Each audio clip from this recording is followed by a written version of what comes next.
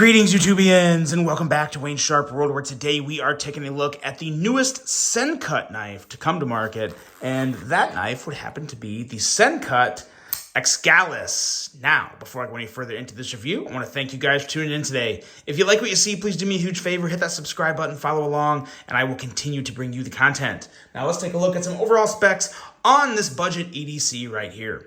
We have an overall length coming in at 6.87 inches, a blade length of 2.97 inches, and a blade thickness at your standard 120 thousandths. Blade material on this guy, yep, you guessed it, 9CR 18 MOV, which is what you're seeing on most Sencuts nowadays.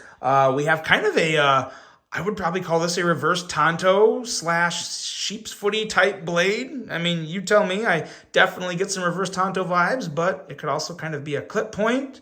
And yeah, boy, let me know in the comments what you think this blade shape is. We have a flat grind, a handle length coming in at 3.9 inches, and a handle thickness at 470 thousandths. Handle material on this guy is micarta with, as always, that very nice, very smooth Sencut liner lock locking mechanism, and it's not like a special Sencut liner lock. I just happen to find all Sencuts ridiculously smooth and amazing knives for the price they come in at, which we'll get to here in just a second. We are looking at a user of a left or right hand tip up carry, a weight coming in at 3.93 ounces, and the price, $38.25. So yeah, I don't think I will ever have an issue with the price of a Sencut knife with the level of quality, fit and finish, action that these knives come with. Like I said before, you simply cannot beat any knife under $40 other than a Sencut. They, by far and away, make the best ones. Now, with that being said, this is not my favorite Sencut knife, not by any stretch of the imagination.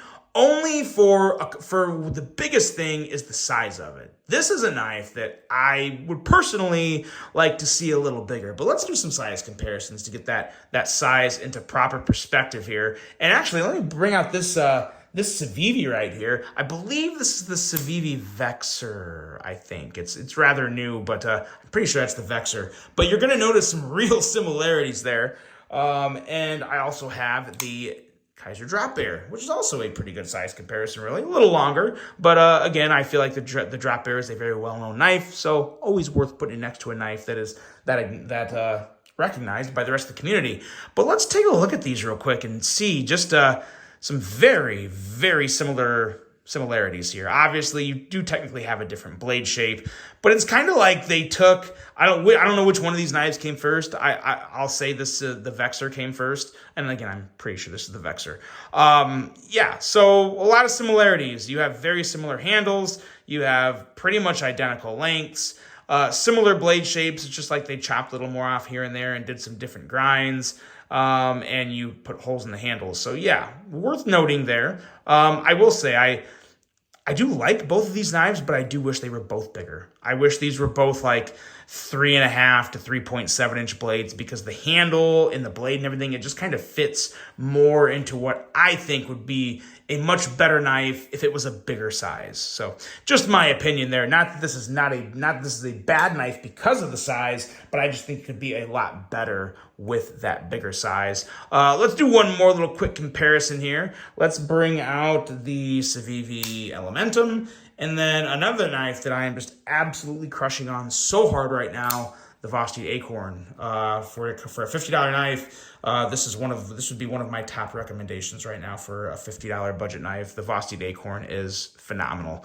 But yeah, more good size comparisons. Everybody knows the Elementum, so there you go.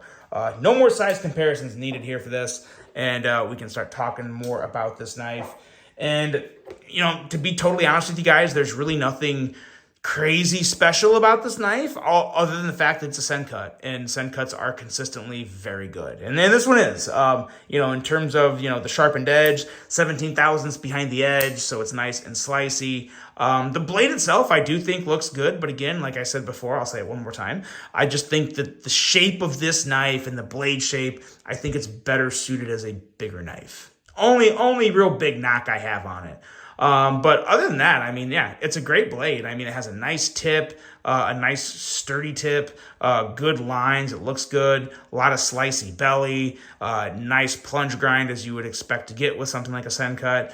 So yeah, a lot of good details. When it comes to the thumb studs and flipper, they both work great. Both have the same good jimping that you see on pretty much every Sencut. They all get the same treatment, which is very, very nice.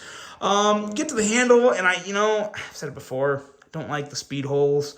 And again, another thing that's worth noting, this knife is 3.93 ounces. So even with the speed holes, and it's still 3.93 ounces, that's kind of heavy for this knife. It definitely feels like a slightly heavier knife than normal. So, some people would enjoy that extra little bit of heft. Some people don't. For me, it really kind of depends on the knife. And this is one to where it feels a little heavy to me. Not that I would feel it in the pocket. Not that it would really give me a real reason not to buy the knife. But yeah, just a little on the heavier side. And the speed holes, in my opinion, don't really help with the aesthetics at all.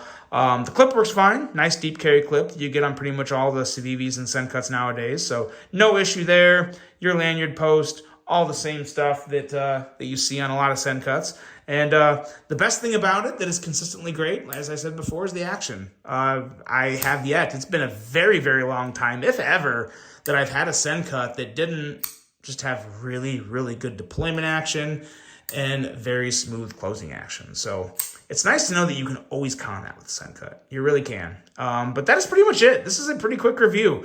Not one that it really gets me too excited, but it is one that I wanted to bring to you guys because I like to keep up with Sencut. Anything that comes out from Sencut gets my attention just because I know it's going to be good. And like I said before, I love affordable budget knives that are this good. And there's very few people doing it as good as Sencut. So there you go. The Sencut Excalis, guys. Let me know what you think of this. Hope you enjoyed it. Kept this one short for you. Go out and kill the rest of your day. Hope you have a fantastic rest of your day. And until the next one, I'm out.